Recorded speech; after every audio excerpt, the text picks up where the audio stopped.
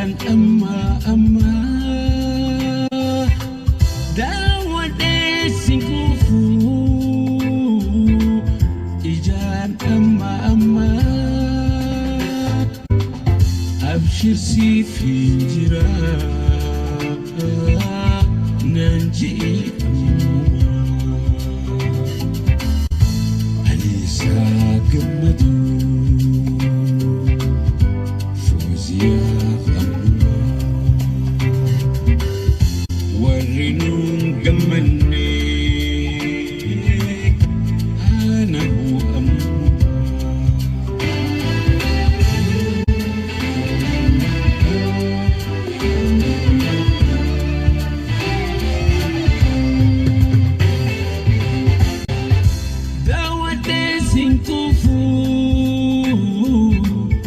Ijaan amma